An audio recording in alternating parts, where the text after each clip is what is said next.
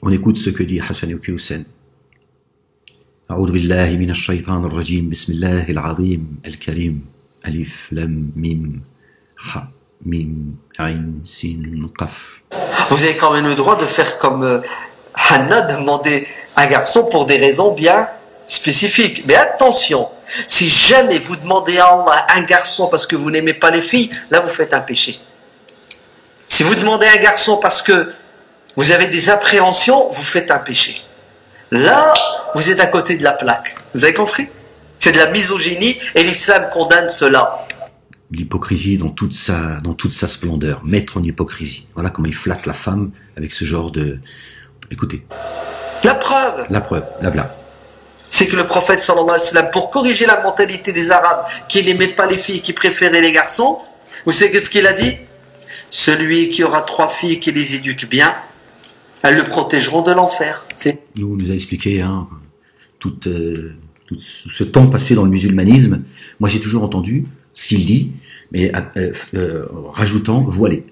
C'est-à-dire c'est le summum. Si tu as éduqué 2 ou 3 filles, et voire une parce qu'il n'a pas terminé le hadith, voilà, elles te couvriront recouvriront ton compte bancaire. Subhanallah al-Azim, le niveau de... On écoute. Si il a des filles, il fait son travail, il les aime, il les éduque comme il se doit, il fait pas de différence entre elles et les garçons, c'est grâce à ça qu'il est au paradis, et son investissement, il est gagnant. Assurance vie fait l'akhira, dans l'au-delà. Une femme interpelle le prophète en disant « Et si on en a que 2 ?» Il lui dit 2. Ça marche aussi. Et si j'ai qu'une fille, si tu as une fille, tu fais du bon boulot, elle sera une cause de ton bonheur sur terre et dans l'au-delà.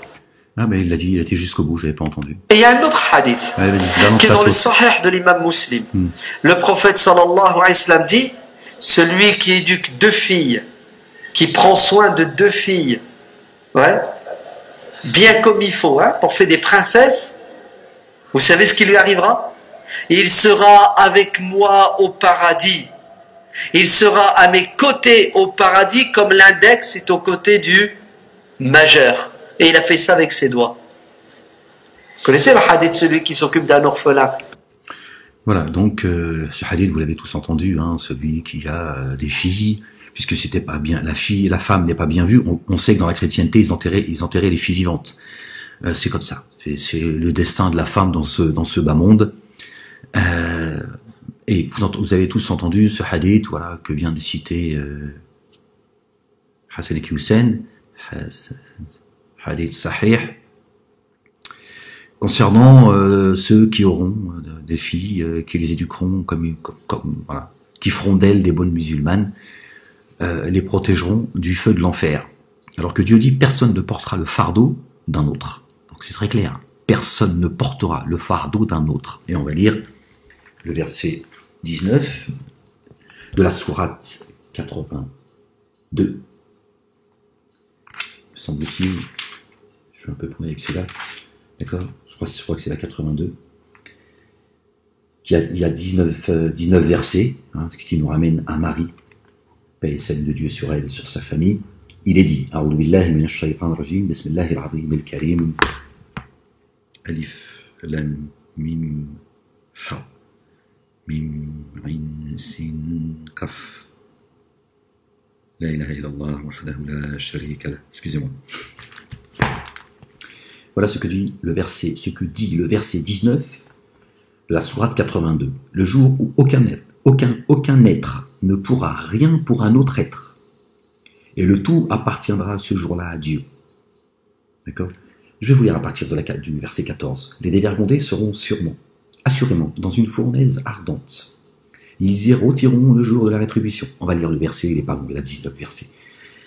Au nom de Dieu, le miséricordieux, par essence et par excellence, quand le ciel se sera fissuré, quand les astres se seront éparpillés, quand les mers feront jaillir leurs eaux, quand les tombes seront mises sans dessus-dessous, chaque âme saura alors ce qu'elle aura fait, et ce qu'elle aura remis à plus tard. Ô homme, qu'est-ce qui t'a donc induit en erreur au sujet de ton généreux Seigneur et Maître, qui t'a créé puis t'a modelé. Créé et ensuite modelé, selon les proportions les plus harmonieuses. En quelle belle image il a bien voulu te montrer, subhanallah al-azim, le généreux. Et malgré tout, cela vous qualifiez de mensonge le jugement dernier. Et vous êtes constamment surveillé par des anges gardiens. Peut-être les 19. Voilà, il y a 19 versets. Et vous êtes constamment surveillé par des anges gardiens. Les nobles, des anges nobles, qui notent par écrit. Apparemment, c'est les deux qui écrivent. Allahu a'lam. Je ne peux pas vous répondre. Ils savent tout ce que vous faites. Ceux qui auront vécu dans l'obéissance de Dieu et dans les œuvres de bien seront certainement dans des lieux de délices. Dans un lieu de délices. Les dévergondés seront assurément dans une fournaise ardente. Ils y rôtiront le jour de la rétribution. Ils ne pourront jamais s'en absenter. D'où peux-tu savoir ce qu'est le jour de la rétribution? Puis, d'où peux-tu savoir ce qu'est le jour de la rétribution? Le jour où chacun être ne pourra rien pour un autre être, et le tout appartiendra ce jour-là à Dieu. Donc voilà, Hassan et Hussein, le jour où aucun être ne pourra rien pour un autre être, et le tout appartiendra ce jour-là à Dieu. Donc tes filles que tu as éduquées dans l'association en plus, que tu as fait les associatrices, tu te mets le doigt dans l'œil, c'est pour elles qui vont te protéger du feu de l'enfer, d'accord? Aucune âme ne portera la charge d'une autre âme. Voilà ce que Dieu dit. Voilà, encore une fois, c'est simplement pour vous dire voilà comment ils éloignent les gens du hadith de Dieu, de la parole de Dieu, d'accord, et de la loi de Dieu, de sa sunna, avec le hadith de merde, d'accord.